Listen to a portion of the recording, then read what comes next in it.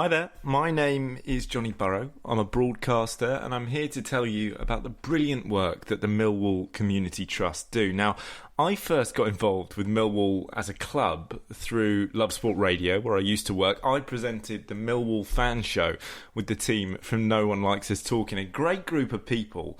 And I think before I worked with them, I was guilty of probably buying into the stereotype about Millwall and their supporters. But what you find as soon as you meet the people, and it was certainly the case with me and the No One Likes Us Talking team, you realise that those stereotypes couldn't be further from the truth. And beyond just that, when you look at the work that the Millwall Community Trust is doing, this is a club now who have gone a very long way in the other direction, doing huge amounts of work to help people in the local community to advocate for equality and to build on that. And I'm very, very pleased to be able to introduce the second fantastic episode in this series. And this has got a couple of absolutely sensational interviews in it. The first is with a man some of you may know rather well already, Sir Simon Hughes, a glittering political career, fantastic time in Westminster. He was deputy leader of the Liberal Democrats between 2010 and 2014. He was Minister of State for Justice for a spell, and of course he's the former MP for Southwark and Bermondsey. That was from 1983 all the way up till 2010. He's a man who knows Millwall and the surrounding area very, very well, and that's why it's so pleasing that he's a trustee of the Millwall Community Trust. And what really comes through in this interview, which is fantastic and wide-ranging, is why he got involved. He's a local SE1 Bermondsey boy, a regular at the Den. He's gone there hundreds of times. And so you can see that when he got involved with the MCT, he was doing it not just because of a care for the club, but a care for the local area and a knowledge about that area as well. He speaks very, very eloquently about how his background in youth work has helped with his work with the MCT. And Sir Hughes emphasised as well that there have been tough times for this organisation, but they always seem to come out stronger. Talks very positively of the CEO Sean Daly and his team. But the best thing really is that Sir Simon Hughes emphasises all the things that the Millwall Community Trust do that you or I, as the average Millwall fan, might not actually be aware of. So, for example, the St Paul's playing fields off Salter Road is used now to host all sorts. Fisher, who are the local club, it hosts charity projects in the summer, the kind of thing we heard about, of course, in episode 1. They now host the Lionesses in their new guise, and they host a new Millwall-based LGBT team as well. But the fantastic thing about the MCT is this goes beyond the Den, and it goes beyond even Salter Road. What Sir Simon Hughes emphasises is this is across the board in the community, and what makes it so effective, as he's going to explain, is sport's ability to level the playing field and aid equality. You're going to get anyone interested because you might have the conversation at first because you like Millwall, or even if you don't like Millwall, you like Norwich City and you're interested in what's going to happen in the Championship next year. You start the conversation and then you realise the conversation can be about a little bit more than football, in addition to loving the game. That is why the MCT is so perfect for this kind of work. So Sir Simon Hughes there, lots to look forward to. The second interview is actually very, very moving, very interesting as well. It's with a guy called Ola Walker, who's a casual coach at Millwall.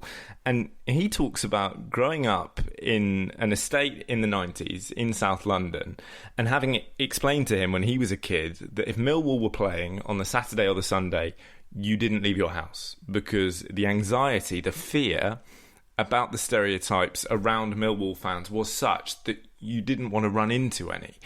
And he said that as a result, he didn't really get to go to Millwall. He didn't get to involve himself in the kind of programmes the club were running then. And he talks about how when he did, it was unpleasant. It was divided. It was divisive, not because of the club itself necessarily, but partly because of the atmosphere of the time. But Ola is a guy who's lived a lot since. He's had a fantastic career as a PE teacher and an all-round educator. And he speaks fantastically. I can't even begin to put the words into his mouth because he says it so much better than I could. But he's since been invited back to Millwall And long story short, he has not left since. He explains how his experience in the modern day has been a world away, drastically different from the stories of his youth. And he talks so compellingly about how he's enjoying having the chance to address those stereotypes and now play a part in the brilliant work that the club is doing to provide equality for all people, regardless of where they come from or what they look like, and help people from the very estate he grew up on. These are two great chats. They reveal so much about what the MCT is up to. Enjoy.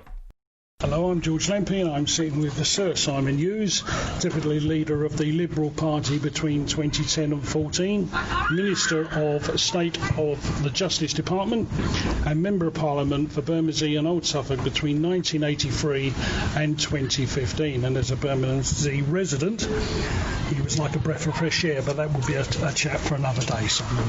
Welcome, Simon. Thank you very much. Really good to be here in good Bermondsey summer weather. It is indeed. Just for anybody that knows, it is absolutely pouring. It's been pouring all month. Obviously, you are a trustee of this fine establishment. Could you tell us what got you involved to become a trustee of the Millwall Community Trust? Yeah, thank you very much for the opportunity. Firstly, as a local living in SE1, living in Bermondsey, for many years, decades, and having gone down the Den, I don't know how many times, I wanted to try to do something practical, not just turn up occasionally and try to encourage them. And it was suggested that when I stopped being an MP, that I might have a bit of time on my hands. Everybody suddenly thought I'd have loads of time on my hands. But it was an opportunity to think what I would do next. And Millwall Community Trust clearly was an organisation which combined the benefits of football and sport, the most popular sport that we have in this country and in the world, with outreach to all sorts of communities. It did brilliant work then, but I actually felt it had capacity to do more. And I think colleagues on the Trust probably thought Simon knows a bit about how central government works, London government works, local government works, and if I could bring that to the party. The other little thing is when I first moved into Bermondsey, I did youth work. I'm a lawyer by training and I did law, but I did youth work. So I thought the combination of those two bits of experience as well, so legal experience, but also understanding how you work with young people outside the formal structures of school or home, that was really important. And I've been very happy to work with a really good group of trustees as we've gone through some rough times and some tricky times, and this year some completely unexpected times, but absolutely with Sean's leadership and with Keith and the rest of our colleagues on the Trust, have room full of energy to do loads of programmes ranging from helping the retired, walking football for people who still want to keep fit when they're past 60, to the youngest who can benefit from what we do. I mean, one of the things looking at, most of the Millwall supporters would really have no idea of all the things that go on by this trust, would they? No. They would go to the football, they would know there is a Millwall Community Trust, but they wouldn't know the vast array of things that go on. I mean, how do you see it benefiting the community as a trustee? I mean, it's interesting, you're right, in spite of the fact that the Trust seeks to promote itself and get its word out there. For example, we're sitting here at the St Paul's playing fields just off Salter Road, which is an outpost now, owned by the council, run by Millwall Community Trust, hosting all sorts of stuff. Hosting Fisher, who are the local club back in Bermondsey, hosting during the summer programmes like young people coming here to use up their energy and be coached, hosting the Lionesses in their recently reconstituted form, hosting the new LGBT team that have come to work with Millwall, the Romans, which is amazing and really positive initiative. But also, we do stuff outside the territory of the Den. So, of course, with the Lion Centre next to the Den, most people who go and pay their money and so the charities don't necessarily go in the Lion Centre, they don't know what we do. But also we do stuff out in the community all the time. So one of the challenges is to get the message out there so that more and more people can quotes, use our services. And I'll just give 2 examples, there are hundreds, but one of the big challenges, as we heard from the government Prime Minister, is dealing with obesity. Well, we have seen that on our radar for several years, and we're seeking to deal with the fact that obesity is a bad thing for individuals and for families, and we need to challenge that. What better way of doing that by giving people energy and activity that deals with that? Secondly, linked to that, diabetes is a challenge to many families. We've had programs to deal with that. So we try to deal with the issues of the day, but in a way that's successful. It's not heavy. It's not trying to say to somebody, you need to come to us for therapy. It's saying, come to us. We can help with the pressures of home life. We can get you out from home, which may be very limited, very restricted place. We can provide for kids who struggle at school and a different school where football will get them through the door and keep them motivated, but actually it motivates them to learn and to do the maths and the digital studies and the English and all the stuff. So it's like an octopus. Millwall Community Trust, particularly in Southwark and Lewisham, but beyond, is like it's got tentacles that can reach all over the place. And because the starting point is football, which pretty well everybody understands, then there's no limit to hopefully where we can reach. Would I be right in saying, though, that all the great work that I see here, and I'm amazed as someone that walks through the door at Millwall and then goes home again, or like I'm involved with the show, but the vast majority of us have no idea of this complex work that's going on here. And just looking at it before I came up today, I was just astounded. You were saying about being like an octopus, but it reaches everywhere, doesn't it? The other analogy is the Heineken advert, the old Heineken advert, reaching the parts of the beers that reach. But it is like that. I mean, that's why promotional events are really important. I mean, 2 things are important. The promotional event, just before lockdown, we were due to play Derby County. I don't know whether you remember. That's the first game that went in March when we were due to have a game. And that was due to be the community day when we were showcasing all our community activity. Well, that went out the window. And there was an event that we had with a couple of the players, which was going to be a sort of dinner, question and answer, all that had to go out the window. So those events are where we try to get the message in front of the crowds who come and watch on a regular basis, to try to get them to realise it's not just Help for Heroes or British Legion or special. It's our own stuff. So that's one thing. Secondly, nowadays on social media, I think the Trust, and that's Sean and the team, run a really good social media profile, and we do get those messages out. So it's sort of seeing the social media. So it's an ongoing challenge. The business plan for the next few years is very ambitious. We haven't ripped it up because of COVID-19. We're going to have to delay some stuff. Obviously, we're going to have to tweak some stuff. We've just worked to make sure we have this space here available for the next year. We hope to be secure here for several years. And we're looking at other spaces in Lewisham and elsewhere as well. So, getting the message out. That also brings more people in to help. And we've been particularly clear on the board and in the community that we need them to be from women and men, not just blokes. And we need it to be people of all ages and people of all backgrounds, because sport is the great equaliser, it's the great leveller, and once you're involved in a football team or a community organisation, there are no barriers. You're all in it together, and that's as it should be. And that's why sport-based charity and company is a brilliant potential organisation for doing stuff for the community. I'm old enough to remember when the Millwall Community Scheme, or whatever it would have been called, first started. Yeah. And, it was a great incentive thing, one of the very first, I think, if I'm right in saying. But looking at what goes on today, then people would be so amazed, wouldn't they? Yeah, it's a journey of perpetual sort of renewal, really. I mean, I'm not the big expert on this, and people like Sean are much bigger experts, but I remember going several years ago to Everton. I'm not an Everton fan, but I went to Everton, and they do really good community outreach, and they've got a huge amount of work in that part of Liverpool, and more broadly, to be proud of. I know that Charlton, who are going through a really rough time at the moment, with all their ownership issues, more than a rough time. I've got a mate who's very closely involved, and he's still got hair left, but it was surprising, really. they've had really good community schemes, and there is, as you probably know, effectively a federation now, an organisation of all the community trusts for all the league football clubs.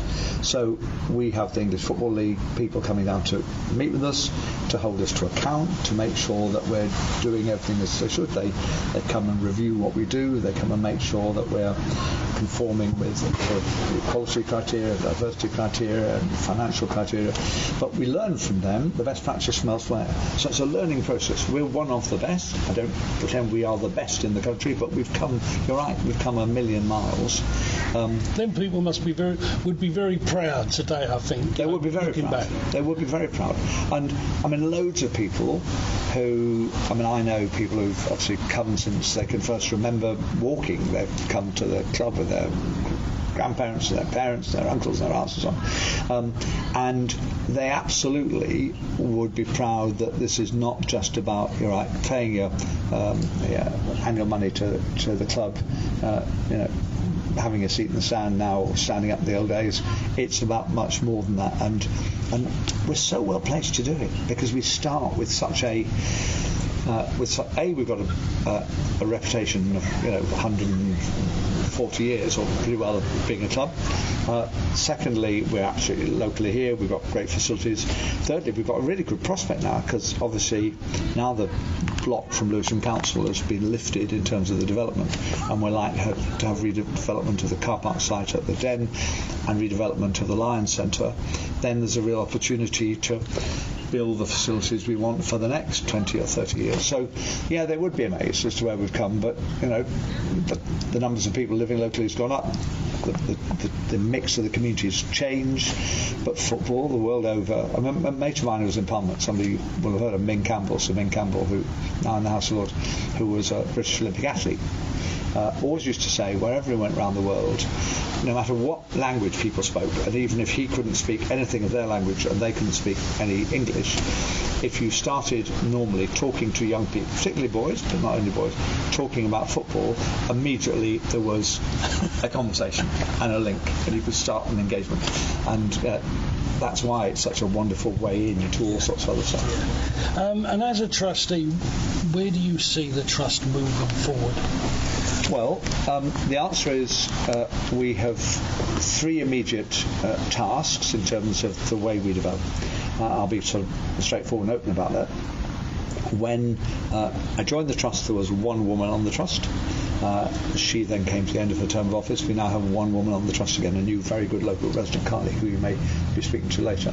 But we clearly need to be more reflective of women and men. So we've got a governance issue to make sure that we are more gender balanced on the trust, because women's football has absolutely taken off and women's activities are just as important as blokes. Actually, there are more women living in Britain than there are men, so we've got to be us men must realise we're the minority.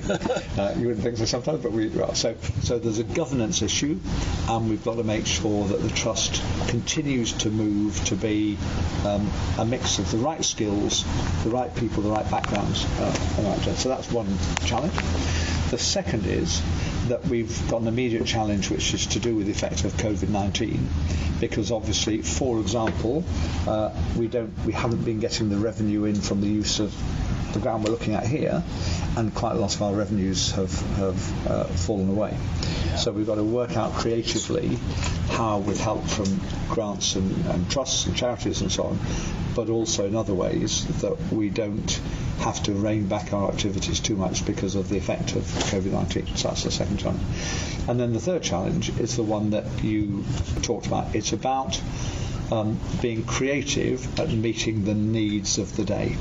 And the big thing that has changed, I think, is that more and more people realise that mental health and mental health awareness is for many families an issue at some stages in their life. Most people still in this part of the world don't live in big houses with big gardens.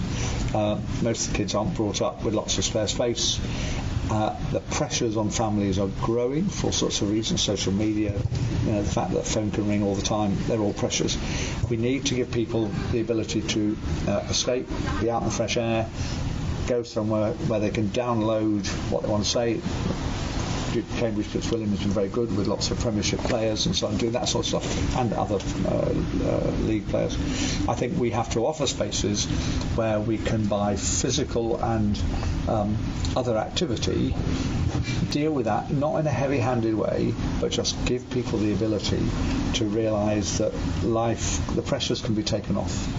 And to be honest, there are pressures if your kids out there trying to make sure that your mate doesn't score, get more goals from the net than you do.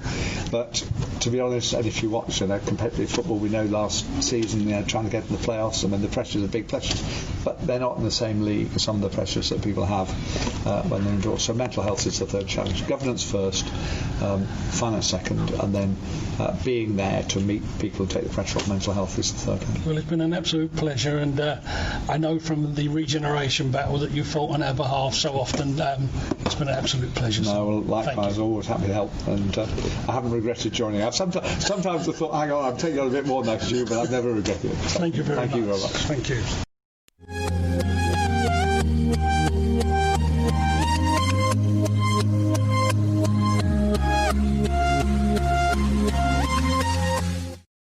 I'm Eamonn Barclay, and I'm with Ola Walker, who is a casual coach at Millwall. Ola, tell me, what attracted you to work with Millwall and the Millwall Community Trust? I grew up in Silwood Estate, so when I was younger in the 90s, we wasn't allowed to go Millwall, or when we went to Millwall, a lot of the project that was run for the local kids were very divisive. So it was black boys against white boys, and it was always a racial thing. So growing up on the estate, when I got to 16, my secondary school sent me to the work experience at Lampey and Eamonn Football Club. Get to learn and see what they do. So when I left school at 16, I came straight to Millwall to find that if there was any chance that I could do some voluntary work with them and see if there was a chance to get paid work. Yeah. So I joined them, was there for about 10 years, working in local schools all around South London. Yeah. And after about 10 years of being a Millwall, I left to go work as a PE teacher. All right. So I worked as a PE teacher for another 8 years, and then... Where did you do that? I worked for another sports company at the time. I was based in a primary school in Bellingham. Okay. After that, last summer, I was invited to come back to Millwall to see that things have changed around, just to see how it was. So I came back last summer, and I've been ever since. And I haven't left the game. And you won't leave the game by the sound of it? No, I won't, because it has changed from the last time I was here. And because of the estates that I grew up in, the reputation that was there when I was younger, we wasn't allowed to come and play outside when Millwall was playing a home game. Yeah, so all the way I moved on estate in 94. So I grew up at the back of Millwall. And I grew up with that reputation. So the only way I thought we could change part of the reputation is by getting involved at the club and see how we can change some of the view of people. Making a difference. Make a little bit of a difference. And so it's helped going into different schools, talking to young boys that have had that about what Millwall is. So when they see someone like me, they always want to know, why would you work for a club like Millwall? And then I'm able to explain to them, the only way we can make any change is you have to be part of it. If you're outside, you can only complain. If you're inside, then you can put your voice across and see what changes you can make. Absolutely. So, and that was one of the main reasons why at 16, 17, I was very desperate to go and join Millwall, just to see if there's any way, being there, am I able to understand the club a lot more? Yeah. And then see what the club does. And being at Millwall, I realised the club do a lot of programs, a lot of projects that a lot of the community don't know about, and it takes for us to explain to them, this is what's happening and it's being done by Millwall. Since the lockdown, I've been doing a lot of voluntary work in Silwood Estate, because that's the area I grew up in. Yeah. I do a youth club there on a Friday, so through the youth club I was asked if I would be interested in setting up a food bank. So throughout the lockdown, I've had a food bank that I run 2 days on the estate. Yeah. We've managed to get Millwall, since we've started this program, every day, whatever lunch is left over, Millwall have offered it to me so I can take it to the estate. Great. And all the kids on the estate usually have a free lunch from Millwall. There was another way of me showing them that Millwall is still part of their community, and trying to get the young people to see Millwall as somewhere that they can go, rather than the age range, because I know my parents' age see Millwall for what it was in the 80s, from their experience. Where with my age, I'm in my 30s, so it's about we've seen a different part of Millwall, and we're trying to get the younger people that, as you can see out here right now, we've got quite a lot of young black boys that come now and black girls, because they identify. They see footballers at the club now that are black. They see coaches. They see people that works at the club. So it's about breaking that stereotype that the club's had for many years. And slowly we are trying to do that, and slowly we are making a step forward, because a lot of the young coaches that work now here at Millwall are coaches that I taught in schools when I started many years ago. So when I came back to Millwall last year, it was great to see a lot of the young boys that I taught in school are working out for Millwall. So that made me feel really good. That well, at least we're changing some of the views. Some of the young people are seeing it as, oh, if I love football and I want to be a coach, even if I'm not good enough to play football, there's still something I can do in the game. There's opportunities for all. There's opportunity for all, and that is the one thing that I do try to promote as much as I can. So every time I do free activities, every time I go around the area and deliver free food, we always explain to them that this is coming from Millwall. So they get to hear that name a lot. So they get to see then, okay, it's not everything we see on the news that's true about Millwall, because my children go to Millwall soccer camp and they love it. So that is changing slowly. We're changing parents' view. Last year, when we set up our youth club on the estate, Millwall came down, Dean came down, introduced himself to the kids, offered us some free match day tickets. We managed to give at least 30 kids old Millwall kits, tracksuit bottoms, jumpers, just as a way of showing the parents that this is your local club. If you take an interest in it, then we can get the club to actually come and do a lot more for your children. So everything I ask the parents to do is always write letter to the club. If you need this, don't be shy, write a letter. There's no guarantee it's going to happen, but if you're putting things forward over and over again, the club will have to take you seriously. So I've got different groups on the estate now that we've given links to Millwall, and we're always telling them, if you need your program, you don't know how to set it up, phone Millwall. You might be able to get advice from different staff at Millwall. If you need someone to come down and talk to different groups, phone Millwall. So slowly, the estate is starting to get to use Millwall as time goes on, but the aim is to try to get the whole area, not just Millwall estate, but the whole South London to understand that this is our local club. And if we show, or if we help them to beat that reputation that they had before, because I take loads of kids to go watch the game, and 99% of the time they've never had any issue. They've gone to watch the game, left the game thinking, wow, this is brilliant. But I thought if I go there, there's going to be this, and that. Like, until you see it yourself, we can't always listen to what other people have told us. Seeing is believing. That's exactly it. That's the way we're trying to get some of the young people to get involved. That's fantastic. Thanks, Ola. It's a fantastic story. One day you'll have to write it all down. It'll go down in the annals of history, I should think. You've been a game changer, my friend. It's been really good.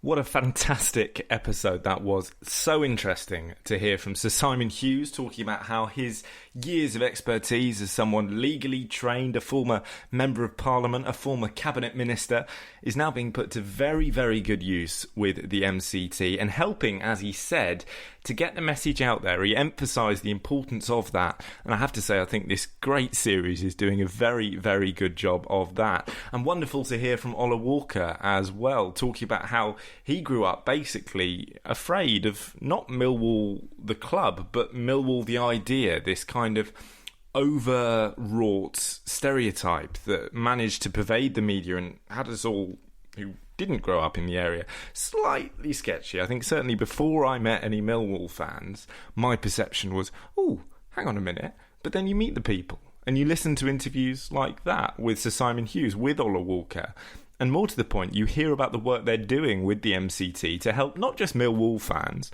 not just people within the broad vicinity of the Den. They are helping South London, and they are doing a huge amount of good. So this series and the work being done by Sean Daly and the team at the MCT, it's just fantastic.